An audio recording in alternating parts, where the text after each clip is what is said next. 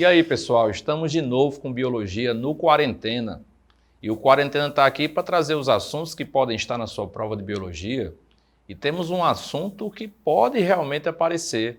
São as auxinas, hormônios vegetativos, que estão relacionados com diversas partes da planta. Lembrando que quando eu falo diversas partes da planta, eu quero dizer que as auxinas podem atuar em diferentes funções. Eu posso associar a auxina a tropismo, ao processo que envolve, por exemplo, a dominância apical, ao desenvolvimento, de acordo com sua concentração, da própria raiz e do caule também. Lembrando a vocês que até fatores associados ao alongamento vegetativo, as auxinas estão associadas. E eu queria que você observasse agora qual é o caminho que nós vamos fazer. Preste atenção na figura. O que nós temos aqui? Primeiro, vocês estão vendo aí que nós estamos colocando a auxina na dominância apical. Guarda isso, pessoal. Dominância apical. O que significa isso? Observe essas plantinhas que nós estamos colocando. Essas plantinhas estão sendo colocadas no antes e depois. O que significa isso? Você está vendo aí a gema apical posicionada no caule e está vendo também as gemas laterais. Só que você percebe que há uma denominação gemas laterais dormentes. João, o que significa isso?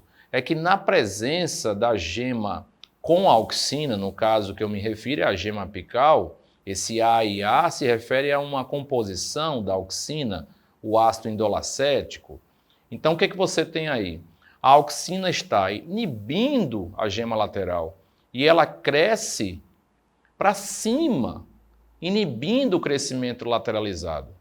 Óbvio que existe um processo natural de regulação para que também haja o crescimento das gemas laterais, ou desenvolvimento das mesmas, até para a formação de folhas, com participação de um outro hormônio chamado citocinina, que pode quebrar essa dominância apical, vou repetir, em processos naturais. Tudo bem? Mas nós podemos ter esse efeito sendo produzido por nós de maneira artificial. E é aí que pode acontecer questões para vocês. Não só você pode ter questão que envolva essa prática da auxina na dominância apical, inibindo o lateral, mas também pode ser que apareça na sua prova o processo artificial. E quando eu me refiro ao processo artificial, eu estou falando da poda. João, o que significa poda?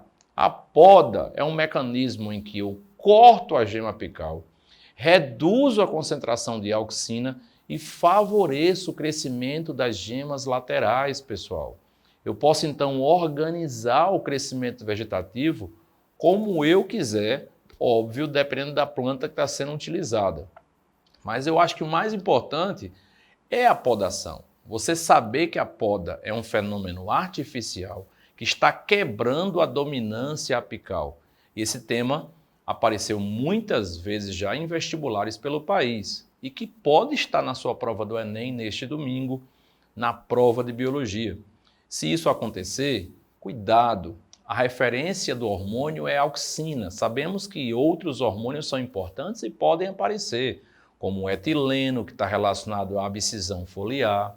Nós temos, inclusive, o etileno amadurecendo os frutos, né? Fato importante para o desenvolvimento de uma nova planta por germinação de sementes. Inclusive, essa germinação ela pode estar associada a um outro hormônio chamado giberelina, né? Citei há pouco a citocinina, que além de fazer o trabalho de crescimento das gemas laterais, inibindo a auxina na dominância apical, ela quebra a dominância apical, ela também estimula divisões celulares, retarda envelhecimento. E ainda temos o ácido abscísico, que é o hormônio que está relacionado, por exemplo, a impedir uma germinação, mantendo dormência e até mesmo proporcionando o fechamento dos estômatos, aquelas estruturas foliares, epidérmicas, que podem estar relacionadas com a transpiração e com as trocas gasosas vegetativas. Tudo bem, pessoal? Então, essa dica que a gente está colocando em relação aos hormônios vegetais, onde foi enfatizado principalmente a auxina, deve ser levada em consideração. Inclusive, tem uma relação aí da função da auxina que eu coloquei para vocês que a gente acha muito importante. Dá uma olhadinha na figura que eu vou colocar agora para vocês, que se refere à auxina no desenvolvimento de raiz e caule.